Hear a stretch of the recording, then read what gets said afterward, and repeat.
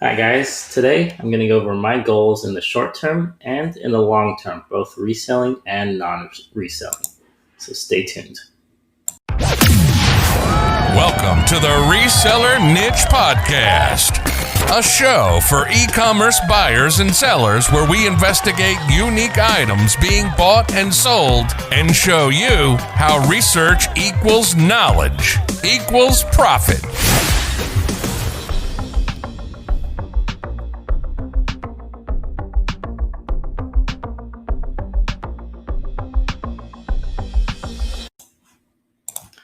Welcome back, guys. So my name is Mo, and today I'm going to be starting with my current business goals and short-term goals. And we're going to lead into my long-term goals, both non-reselling and reselling, non-business and business, however you want to call it. So let's get started. I talked a little bit about my background before reselling in the last episode and what led up to what started me, reselling online, eBay, Amazon, and everything. So I wanted to look forward now, both short term and long term. Like I said, to be honest, this is actually supposed to be the last episode, but when I was doing it, it just got so long that I had to separate the two. Because usually what I do is I sit down and I write these before I record them. And as I was writing that one, I could see it was getting longer and longer and longer and longer. And I try and keep these to around 20 minutes. And that one was already, I think it was like 34, 35 minutes, something like that. So anyways, I separated them. So that's what happened last time. So what are my short-term goals? So, in the next day or so, I know I've been talking about this quite a bit. I'd like to finish redoing the inventory. I know I've been talking about that for weeks now, and it still hasn't finished. I've probably got about 3/4 of the way, maybe, I don't know, nearly 3/4 of the way, I'd say. I've been doing in sections. I take certain tubs, go through them, double check. What's taking so long, to be honest, to redo everything is I found at the beginning, I found some items that were no longer listed on eBay or Amazon or wherever. Now I'm finding a ton of items that I thought were listed that are not listed. And unfortunately, a lot of these are so old that I don't even have the pictures. I thought that I did, or the pictures are just bad and I don't want to use them again. So that's been slowing things down, and I have that separate dev pile now. So I'm going through that as well. So that's what I mean by cleaning up the inventory. I want to get through that brand new dev pile that I have of semi-listed items or not listed at all items and get that. So anyways, in hindsight, I probably should have done this 3 months ago. In the middle of summer, I know that we've had a strange year, we'll say, with COVID, but I should have done it earlier because things are getting much busier. Anyways, by the end of October, I'd like to be at 2,000 listings on eBay in my main store consistently. I've been bouncing around between like 1,550, 1,600. I went up to 1,750. Right now, as of today, I'm about 1,710. So I need to push. If I can just push up, 11, 12 days from now, if I can get up to 2,000 listings, which I know will be a push, but I have the inventory. I have a lot of the pictures taken already. So I just need to list and get up there. So that's my main reselling short-term goal. Sales have been decent, especially last week or so. They've been coming back. So I just need to keep on going. One thing I have done is actually I've kind of pushed back on listing new items or new listings on Poshmark and Etsy and Mercari. Everything, and I'm not going to list anything new there until probably the new year, I'm guessing. What I'm going to do is I'm going to keep whatever I have up and just kind of keep monitoring it. I'm not going to take anything down, but I'm not going to push new listings there, only because my time is kind of getting stretched a little bit more than I'd like, and I'd like to focus on eBay and Amazon. And I do have Bonanza as well. I don't really count that 100% the same as the rest of them because you don't have to do as much. The listings are just there automatically, and I just check it, once a day, make sure there's nothing I have to ship. So also, actually, this kind of leads into my next point is I'm going to try and extend my day if possible. And by that, I mean, right now I get up at about 7 a.m., but that's basically because the kids get up around that time. We all have breakfast and they're in school, e-school, by about 7:45. That's when my day starts. I think that's way too late. I mean, thinking about this again for months, me, the master procrastinator, I just didn't execute on getting up earlier. So what I'm thinking now is 6 a.m. to start, see how that goes, see how much I get done, and kind of go from there. I've been recording these podcasts actually last 2-3 weeks, Monday, Wednesday, Friday mornings. And usually what I'll do is I'll write outlines before I record. And then, which is actually at first I thought it was a time suck. It isn't really, because what I do at the same time as writing out the outline is I write out the daily to-do list, so I can plan out my whole day and know what I'm going to do. In my case, I'm kind of getting away from business related stuff in the evening. So that's the goal, at least.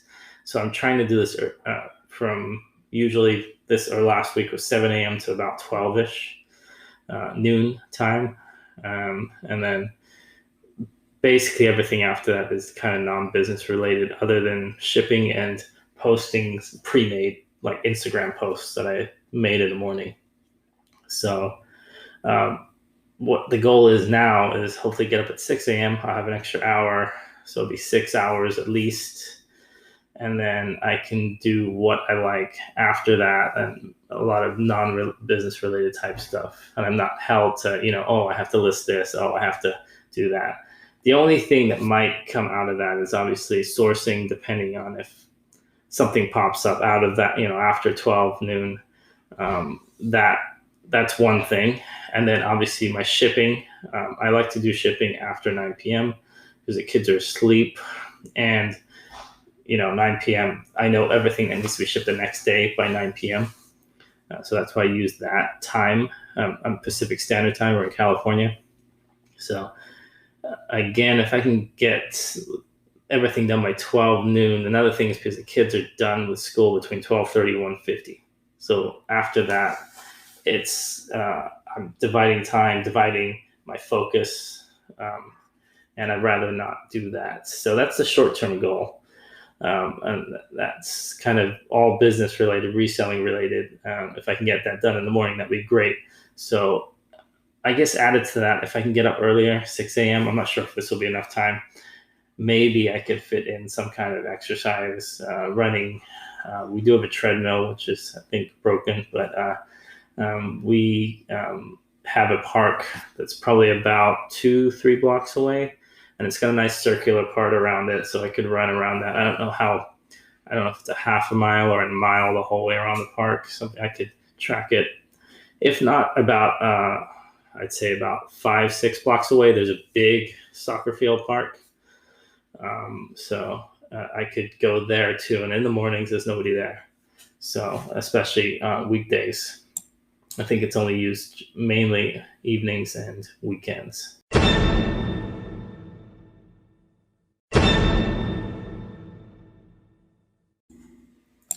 So what are my long-term goals? Reselling is great, and I'd like to be in reselling for a long, long time, but it's not the only thing that I want to do. Currently, I'm still not full-time. Never really been full-time. As I said the last episode before, I ran a shipping store for years, and I did reselling as well. I'm not doing that anymore, but obviously I'm still reselling, and I'm doing a few other things. Once we moved up north here, my wife and I were able to dabble a little bit in real estate for it's been about 2.5 years now. We sold our place in the Bay Area, and we're able to move up here to the Sacramento area, and we purchased a few rental properties. So that's been, how would I describe that? It's been a new thing to learn. a little bit scary, especially at first, but we're getting used to it, and it's something neither of us have done before, so it's a real learning experience, and it's turning out okay, I think.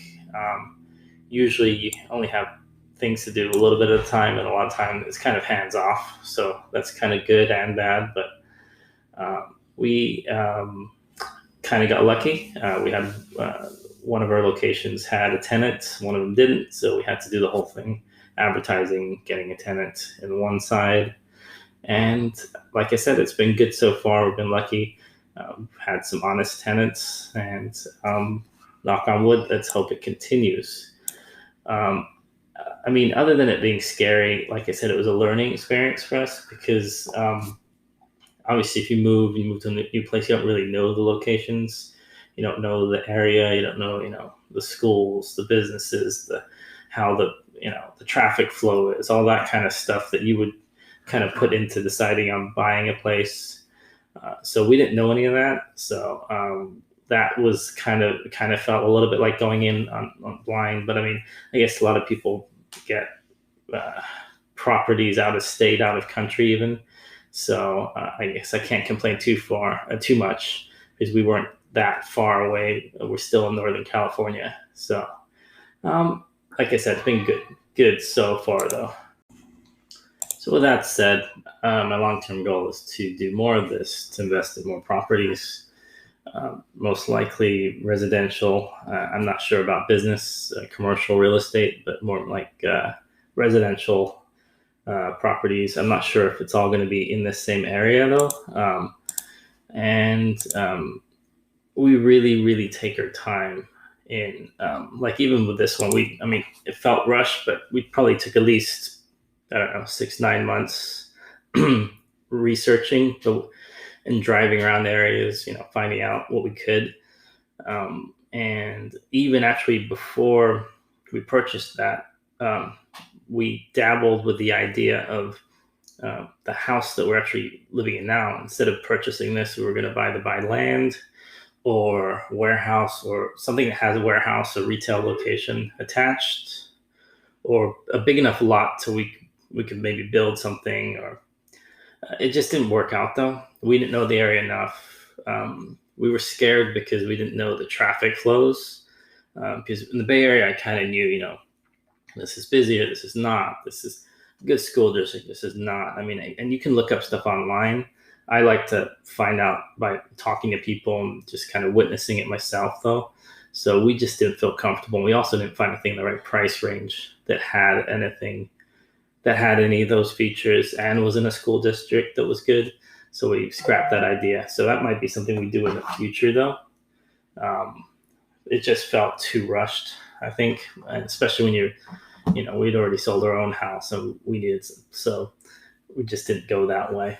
So actually another thing is that a great thing actually is that my wife, her expertise isn't in real estate, but she seems to have a great eye for it. Like, for example, our first home, she was the one who bought that and really picked it, really kind of scouted the area, the location, everything around it. And what our original idea was find something. They always say buy the smallest place in a nice big block. It wasn't that. It was more like a place that we could build up physically, and then upgrades and all of that kind of stuff, and an area that was it was being revitalized in the sense that it's up and coming. So we were lucky. That turned out great. That's exactly what that turned out to be. And we're able to move on from that. So I kind of left it to her when we moved up north, because that just seems to be her one of her strengths. So I let her kind of deal with that, and I just kind of went with her. And so far, it's working out this second time as well. So my reselling goals, my long-term reselling goals. This is kind of an overview of what I'd like it to be. Basically, I guess I'm trying to think of my accounts as something that are sellable, that you can, somebody else can acquire from you.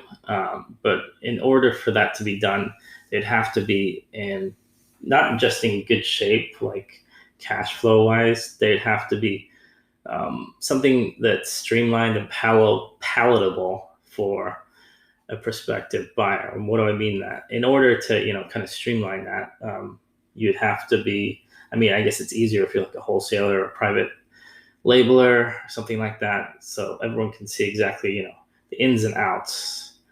Because when you sell a business, it's not just a profit and loss statement they look at, especially when you're in a reselling business.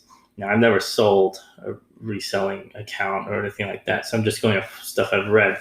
I'm assuming it's similar to what you do when you sell a normal business, though. They're going to look at the profit and loss statement, but like I said, more than just that, they want to see, your inventory, your debts, and when it comes to reselling, it's going to be what are you selling? How are you getting it? Who are your wholesalers? Who are your contacts? Do you have contracts with them? All that kind of stuff.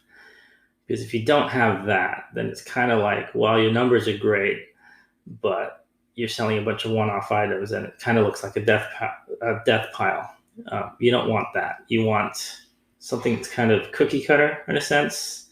I hope I'm making sense there. What I'm trying to say is that if I was to sell my eBay account or Amazon account, Amazon might be easier because you can see everything, but eBay, especially with the way I get my inventory, would be difficult because I'd have to explain, I go here and there, and it's like maybe not one-off items, but one-off buys. Even if it's 1,000 items, if I'm not going back to that same person, how can somebody else come in and say, where am I going to get those items from? You have them. What happens when I run out?